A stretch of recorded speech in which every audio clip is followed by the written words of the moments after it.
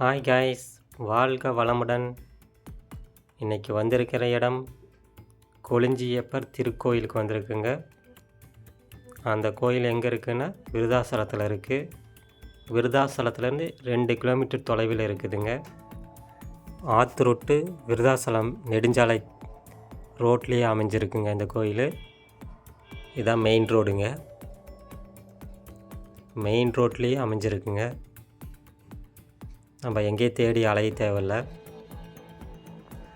இந்த கோயில் சில நூற்றாண்டுகளுக்கு முன்னாடியே தோன்றிய கோயிலுங்க.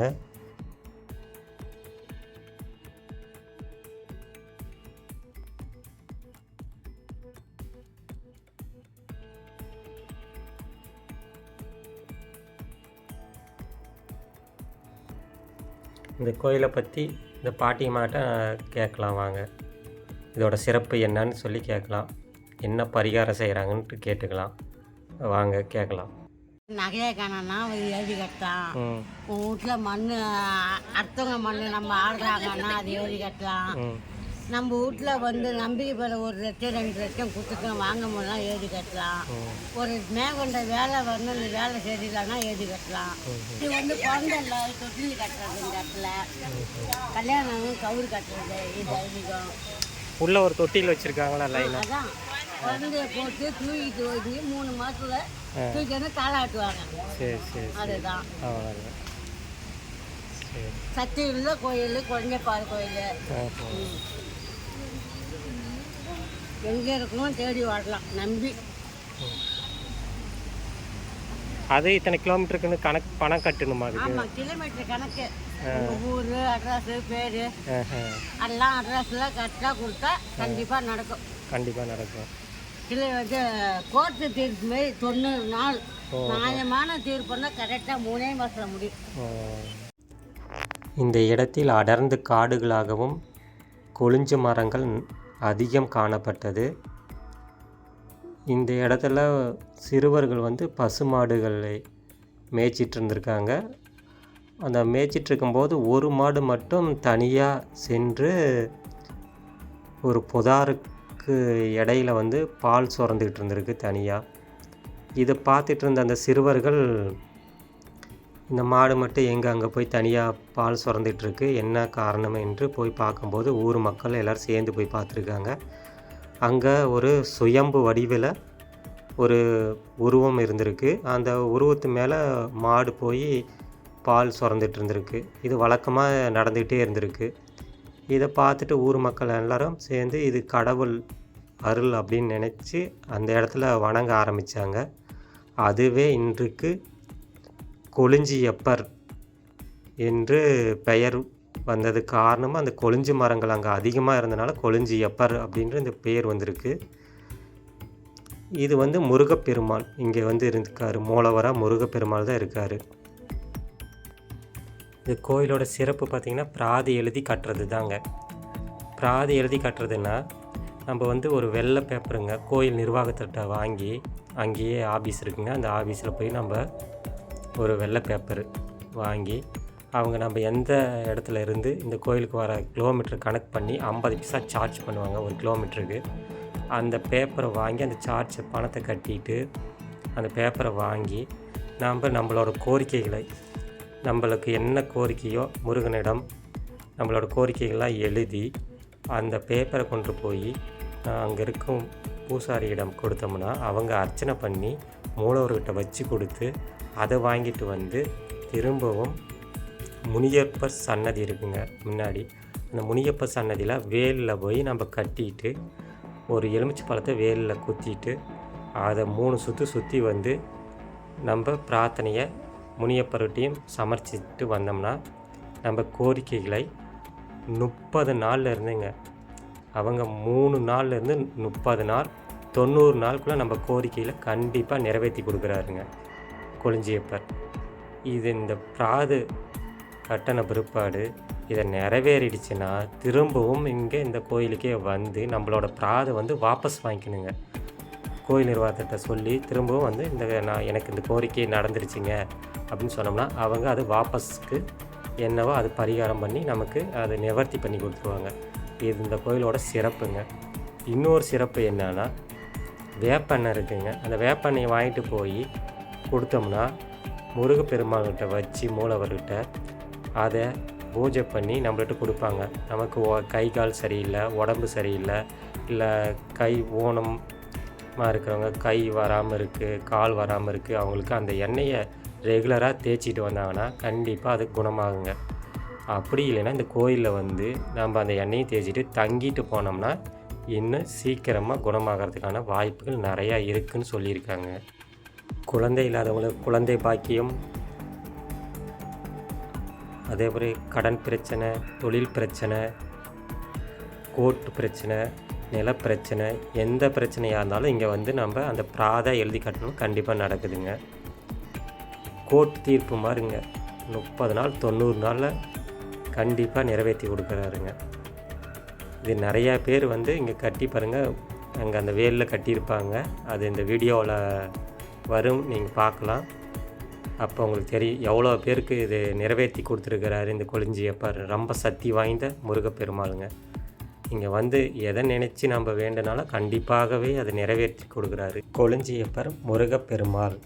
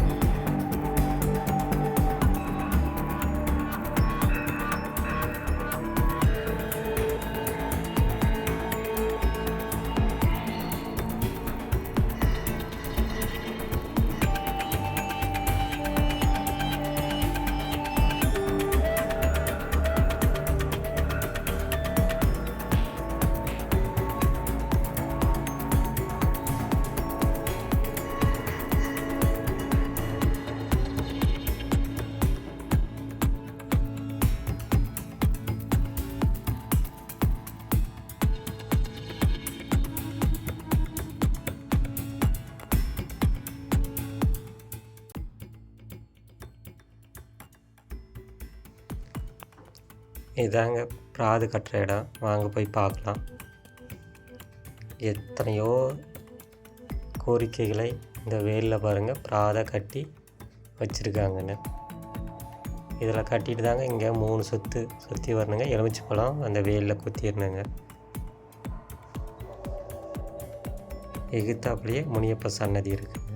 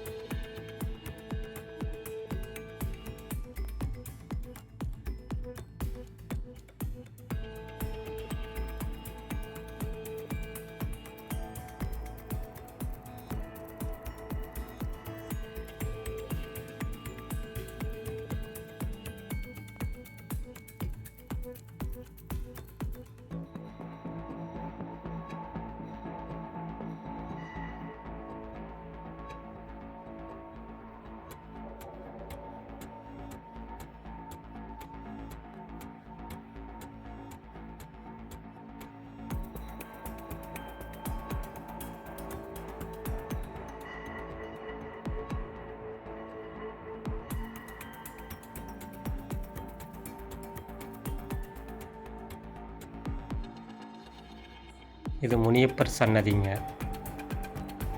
இவருக்கு நேர் எதிரில் தாங்க நம்ம பிராது கட்டுறோம். இவர்கிட்டையும் நம்ம பிராத கட்டினதை இவர்கிட்டையும் சொல்லிட்டு வேண்டிட்டு போனோம்னா கண்டிப்பாக நிறைவேற்றி கொடுப்பாருங்க.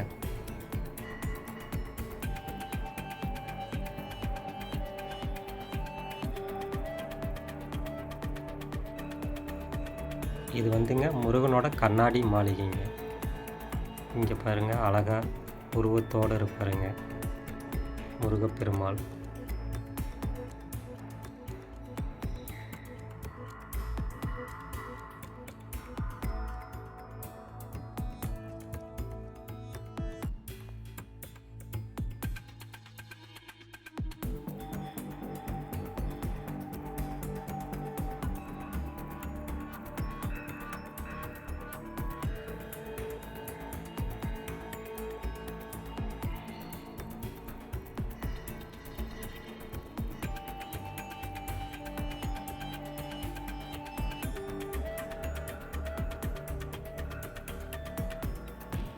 நமக்கு குழந்த பாக்கி கிடச்சிருச்சுன்னா 3 மாதம் கழிச்சுங்க, குழந்த பிறந்து 3 மாதம் கழித்து குழந்தைய எடுத்துகிட்டு வந்து இங்கே அந்த தொட்டலில் போட்டு ஆட்டிட்டு நம்ம சாமிகிட்ட நம்மளோட பிரார்த்தனையை நிறைவு செஞ்சுட்டு போகணுங்க. இது வழக்கமாக எல்லோரும் செஞ்சிட்ருக்குறாங்க. இங்கே தாங்க மூலவர் சன்னதி இருக்குங்க, கொளிஞ்சியப்பர் சன்னதிங்க. முருகப்பெருமாள் இங்கே தான் இருக்கார், நம்ம அவரை வணங்கிக்கலாம். பக்கத்துலேயே சித்தி விநாயகர் சன்னதி இருக்குங்க. முருகன் விநாயகர் 2 பேரும் பக்கத்துலேயே இருக்காங்க, நம்ம பிரார்த்தனை பண்ணிக்கலாங்க. இதாங்க சுயம்பா இருக்க முருகப்பெருமாளுங்க. இந்த கோயிலில் இன்னொரு சிறப்பு பார்த்திங்கன்னா சேவல் விடுறதுங்க. சேவல் விடுறதுன்னா நமக்கு தொழில் பிரச்சனை, கடன் பிரச்சனை, பில்லி சூனியம், மன நிம்மதி, பல பிரச்சனைகள், எந்த பிரச்சனையாக இருந்தாலும் நம்ம வேண்டிக்கிட்டு இங்கே வந்து சேவலை வந்து உயிரோடு வந்து இங்கே சேவலை விட்டோம்னா நம்மளோட கோரிக்கையை கண்டிப்பாக நிறைவேறுதுங்க. அப்புறம் பிராது கட்டிட்டு அந்த பிராது நமக்கு நல்லபடியாக நிறைவேறிடுச்சுன்னா அதுக்கும் வந்துட்டு சேவலை விட்டுட்டு போகிறாங்க.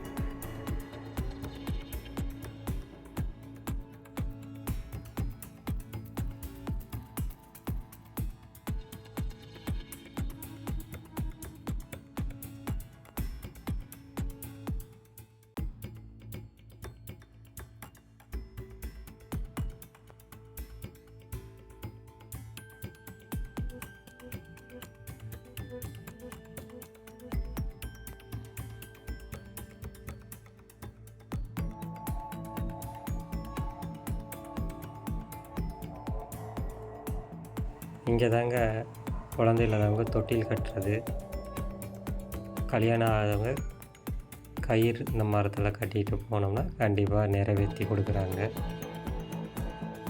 அங்கே பக்தர்கள் நிறைய பேர் கட்டியிருக்காங்க.